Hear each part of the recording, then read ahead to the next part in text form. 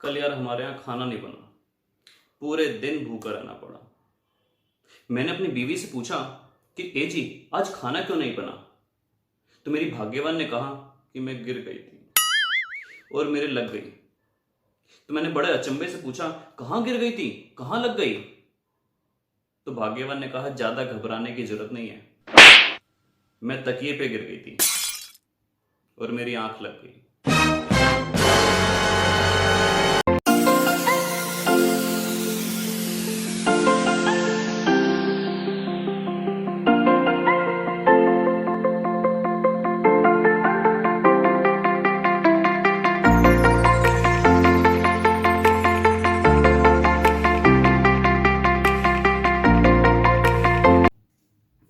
Good morning India.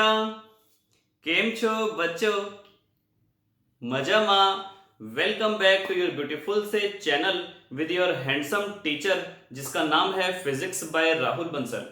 करते हैं आज का टॉपिक स्टार्ट। चैप्टर 4 के हम पढ़ रहे थे बच्चों न्यूमेरिकल्स। छोटा सा एक एरर हो गया, दो टॉपिक गलती से बाय मिस्टेक स्किप हो गए। एक बच्चे ने मुझे मैसेज करके बोला कि सर आपने दो टॉपिक छोड़ दिए हैं। तो वो बेसिकली छूटे नहीं है, पता नहीं किस वजह से, वो एब्सेंस ऑफ माइंड की वजह से वो रह गए। आपको लास्ट टॉपिक पढ़ाया था मैंने, मूविंग कॉइल गैल्वेनोमीटर है, लेकिन मूविंग कॉइल गैल्वेनोमीटर के बाद आता है आपके पास conversion of that moving coil galvanometer into ammeter and moving coil galvanometer को कन्वर्ट करना वोल्टमीटर में। तो सबसे पहले हम इन्हीं टॉपिक्स की बात करते हैं, उसके बाद हमारे न्यूमेरिकल्स वैसे ही रिज्यूम होंगे। तो बात करते हैं बच्चों, क्या होता है आपके पास ammeter. Ammeter, it is a device used to measure electric current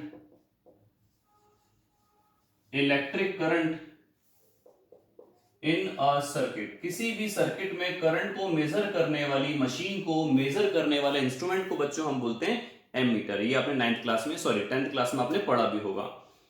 It is always connected in series. It is always connected in series। ये हमेशा बच्चों कैसे कनेक्ट होता है, सीरीज में कनेक्ट होता है। ये तो बात रही एमीटर की। नाउ अगर हमारे पास एमीटर नहीं है तो हम किस तरीके से गैल्वेनोमीटर को डिजायर्ड रेंज का एमीटर में कन्वर्ट कर सकते हैं। तो यहां पर बच्चों हमारे पास टॉपिक यही है, कन्वर्जन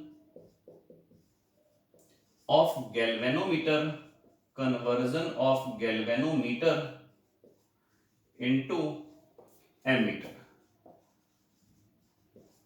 किस तरीके से आप गैल्वेनोमीटर को एमीटर में कन्वर्ट करोगे। सबसे पहले देखो कि ये है आपके पास एक गैल्वेनोमीटर। मैंने बोल दी इसकी औकात है केवल एक छोटा सा करंट मेजर करने की। आपको बता दूं, गैल्वेनोमीटर केवल करंट को डिटेक्ट नहीं करता, वो मेजर भी करता है। लेकिन वो करंट कितना होना चाहिए, बहुत बहुत बहुत बहुत बहुत बहुत बहुत बहुत बहुत छोटा।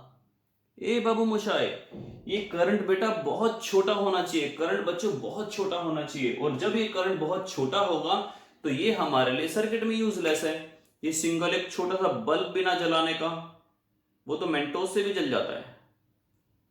तो इसका मतलब क्या हुआ, गैल्वेनोमीटर जो नापता है बहुत ज्यादा छोटा करंट नापता है। हमें इसकी रेंज को इंक्रीज करना है। हमें इसकी रेंज को इंक्रीज कैसे करना है, हम यहां पर इसके साथ पैरेलल में कनेक्ट कर देंगे एक छोटी सी रेजिस्टेंस एस। नाम है इसका शंट। क्या नाम है बच्चों इसका, शंट, SHUNT। इसका नाम है शंट। इसकी रेजिस्टेंस बहुत ज्यादा छोटी होनी चाहिए, आइडियली 0 होनी चाहिए। आइडियली इसकी वैल्यू होनी चाहिए 0। Ideally the value of shunt, ideally the value of shunt, दोबारा बोलो, ideally the value of shunt, एक बार बोलो, ideally the value of shunt should be 0। Ideally जो है शंट की वैल्यू होनी चाहिए हमारे पास 0। लेकिन 0 ओम की तो कोई रेजिस्टेंस होती नहीं है। तो हम बात करते हैं कि ये जो रेजिस्टेंस है, ये जो शंट है, इसकी वैल्यू बहुत ज्यादा छोटी हो गई। और जब बच्चों बहुत ज्यादा छोटी हो गई तो सर्किट का अपना एक प्रिंसिपल है कि वो ऐसे पाथ को फॉलो करता है जहां पर रुकावटें कम हो। दो सड़क पर आपको जाना है, इन दोनों सड़क में से ये वाली सड़क है बहुत ज्यादा स्मूथ, भले ही थोड़ी सी बड़ी हो, लेकिन इसके अंदर ऐसे गड्ढे हैं, ऐसे गड्ढे हैं, बस क्या बताऊं। तो आप डेफिनेटली लंबे वाली सड़क को चूज करोगे, छोटे वाली सड़क को चूज नहीं करोगे, क्योंकि वो स्मूथ है, रेजिस्टेंस कम है, रुकावटें कम है। सेम सिस्टम बच्चों यहां पर समझो, बेशक ये पाथ आपको बड़ा नजर आ रहा है, लेकिन इसकी रेजिस्टेंस बता दी मैंने बहुत बहुत बहुत ज्यादा कम। इसकी रेजिस्टेंस कंपैरेटिवली इससे बहुत बड़ी है, तो करंट यहां से जाने की बजाय वहां से पास करेगा, 100% नहीं, मैक्सिमम करंट। तो हम बोलते हैं कि पहले जो करंट जा रहा था, मैं पुरानी फिगर यहां पर बनाता हूं कि इस गैल्वेनोमीटर की जो औकात थी वो थी IG की। हमें ऐसा कुछ सिस्टम अरेंज करना है कि अब भी इसमें IG ही जाए, अब भी इसमें IG ही जाए, लेकिन टोटल करंट जो इनपुट में आए वो I आए, और ये वाला I जो है इस वाले IG से क्वाइट लार्ज है। भाई पहले सपोज करो गैल्वेनोमीटर नाप पा रहा था केवल 0.00001 एम्पियर, लेकिन अब नाप पा रहा है वो 1 एम्पियर। तो 1 ampere is quite large to as compare to 0.00001 ampere. तो हम बोलेंगे गैल्वेनोमीटर अब भी उतना ही मेजर करेगा, कितना, 0.00001, या फिर कहा जाए तो IG।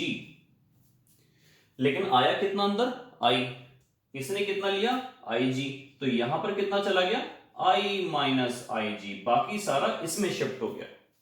तो ऐसा मान के चल सकते हैं 1 एम्पियर में से 0.00001 यहां चला गया, तो बाकी का जो डेसिमल में 9999 था वो इसमें चला गया, मेजॉरिटी ऑफ द करंट इसमें शिफ्ट हो गया। Is it clear.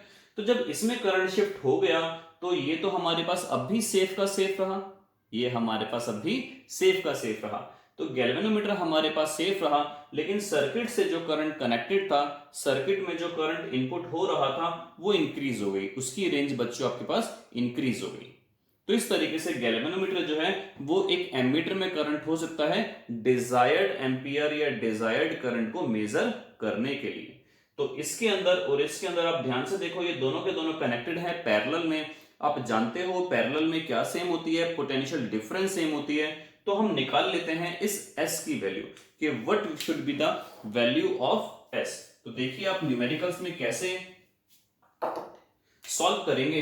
तो न्यूमेरिकल बच्चों आप इस तरीके से सॉल्व करेंगे कि दोनों की वैल्यू जो है वो पोटेंशियल डिफरेंस की सेम होनी चाहिए, और पोटेंशियल डिफरेंस आपके पास होता है करंट इनटू में रेजिस्टेंस। इसमें कितना करंट जा रहा है, I minus IG।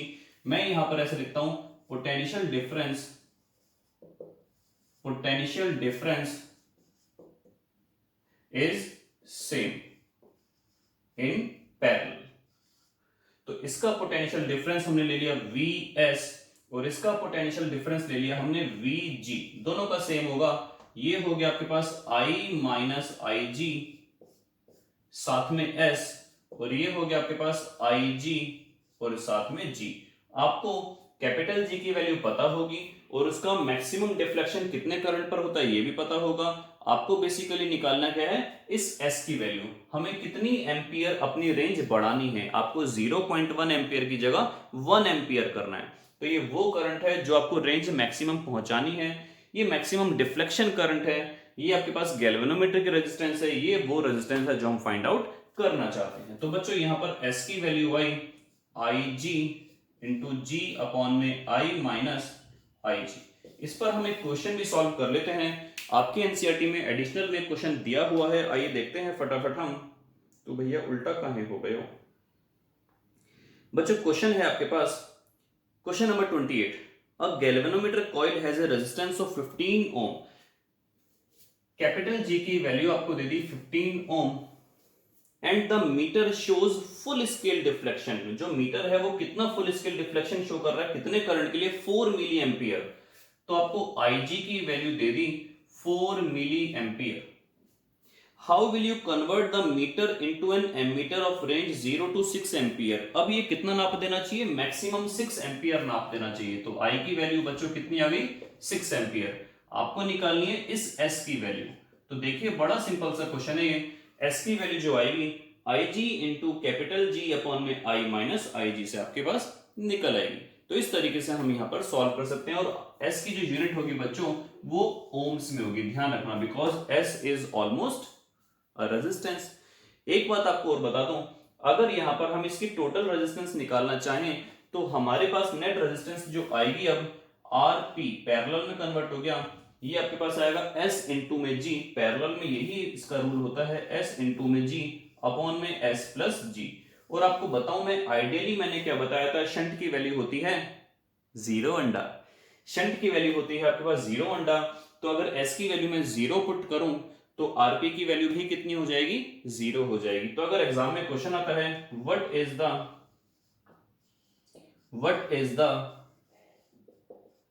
Is the resistance of an ammeter, an ideal ammeter, what is the resistance of an ideal ammeter, जो आइडियल एमीटर होता है उसकी रेजिस्टेंस कितनी होती है, आप बोलोगे बच्चों 0 ओम। ये पूरा बन चुका है एमीटर, और आइडियल एमीटर की जो रेजिस्टेंस होती है वो 0 ओम होती है।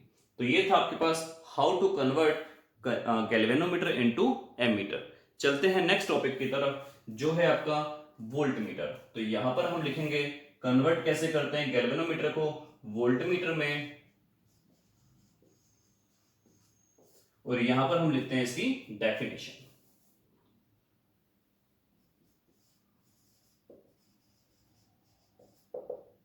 It is a device used to measure potential difference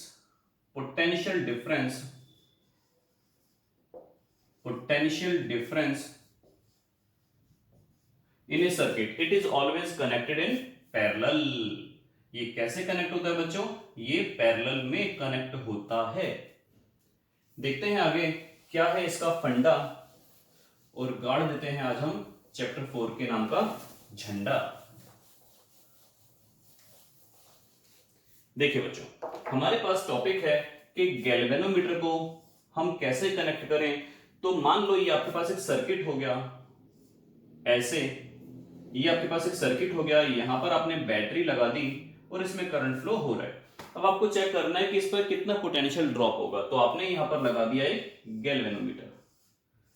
लेकिन आपको बता दूं गैल्वेनोमीटर भी जो है वो भी वायर्स का, कॉपर की वायर, एल्यूमिनियम की wire, so cold metallic wires का बना हुआ है, तो उसकी भी कुछ ना कुछ रेजिस्टेंस होगी।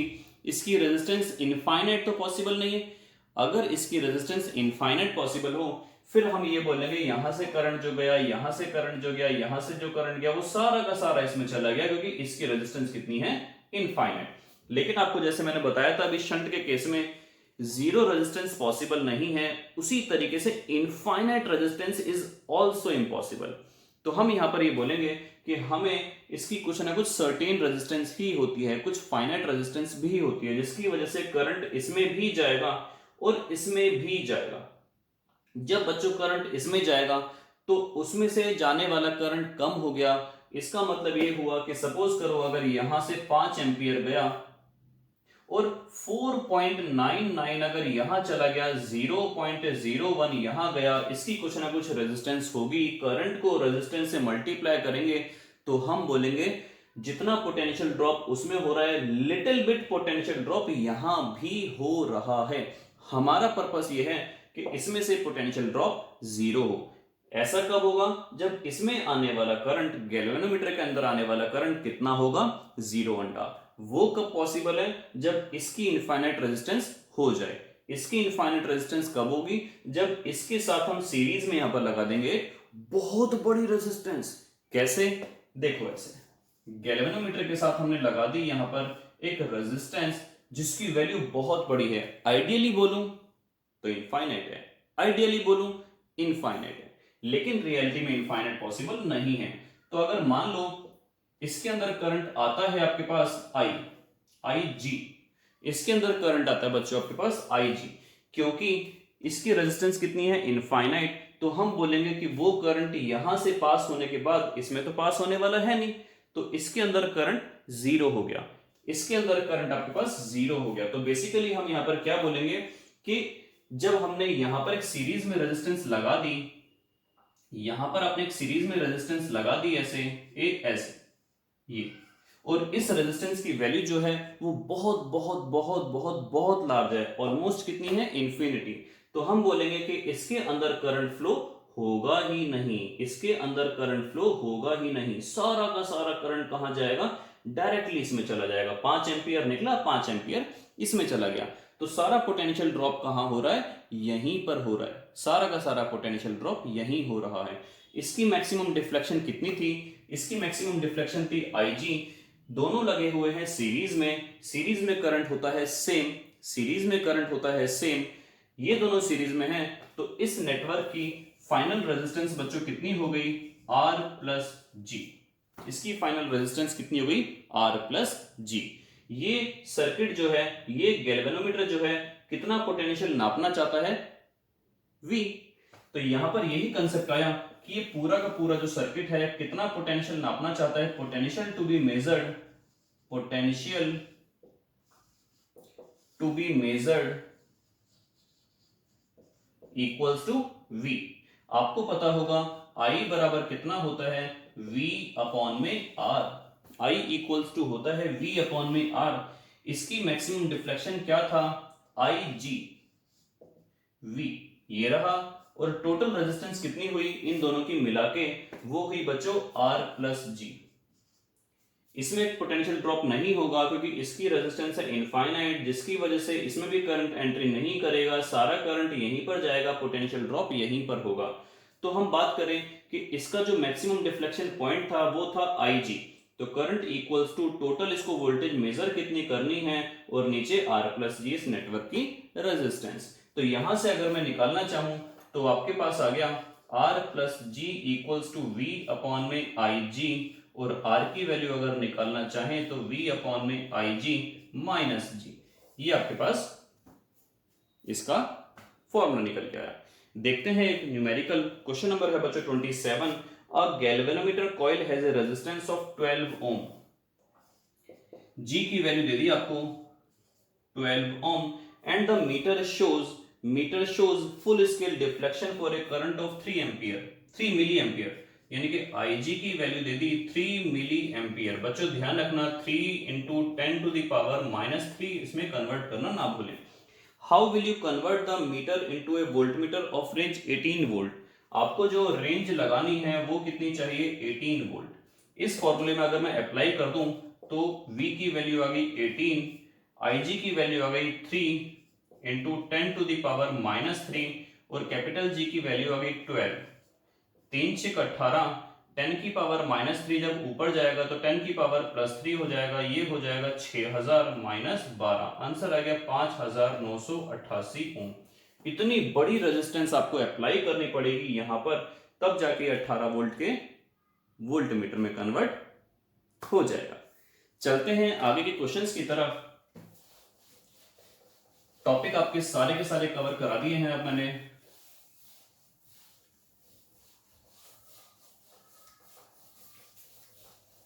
आई थिंक लास्ट क्लास में हमारे पास 19-20 क्वेश्चन हो चुके थे। देखते हैं कुछ और क्वेश्चंस की तरफ। कहां गए भैया? क्वेश्चन नंबर 19 की तरफ आते हैं बच्चों।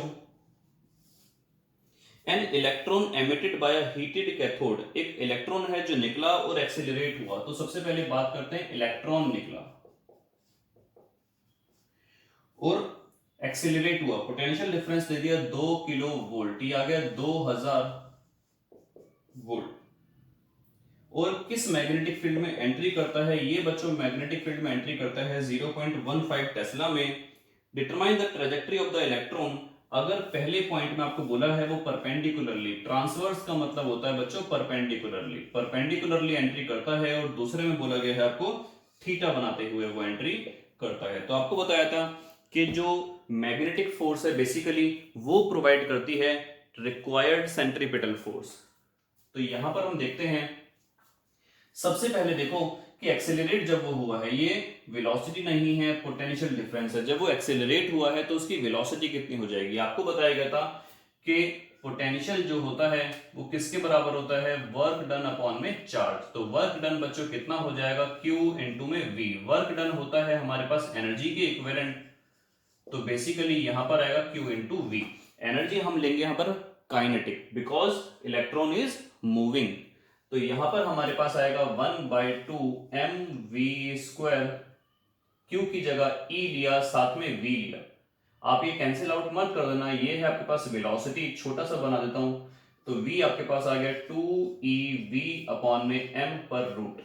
ये आपको सॉल्व करना पड़ेगा। E की वैल्यू 1.6 इंटू 10 की पावर -19, पोटेंशियल हो गया 2000 वोल्ट और M होता है इलेक्ट्रॉन का, मैं यहां पर लिख देता हूं 9.1 into 10 to the power -31 kilogram.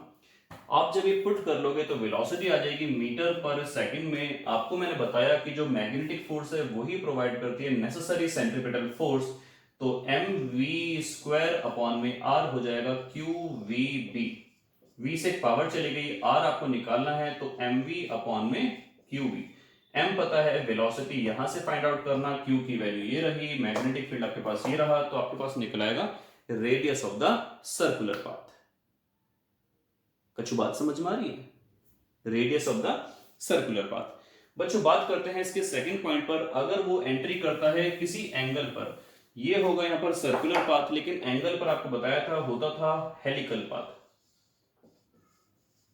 Helical path तो यहां पर आपके पास क्या बनेगा, m v की जगह लेंगे v sin थीटा का होल स्क्वायर अपॉन में r, ये हो जाएगा q v b और यहां पर भी sin थीटा। तो ये आपके पास बचेगा r equals to M V sine theta upon में क्यू बी। बस जस्ट v के साथ क्या लग जाएगा, साइन थीटा। तो बाकी सारा सेम रहेगा, एम वी अपॉन में क्यू बी आप निकाल चुके होंगे, उसको साइन थीटा से मल्टीप्लाई कर देना। थीटा की वैल्यू है 30 डिग्री और साइन 30 होता है बच्चों आपके पास 1/2। तो यहां पर आपके पास आएगा हेलिकल पाथ। Helical path. तो ये थे आज के कुछ न्यूमेरिकल्स, 3 न्यूमेरिकल्स मैंने करा दिए। नेक्स्ट क्लास के अंदर, नेक्स्ट टॉपिक के अंदर आपका पूरा का पूरा चैप्टर फिनिश हो जाएगा। टिल देन गुड बाय, जय हिंद। बस हो गया, बाय बाय।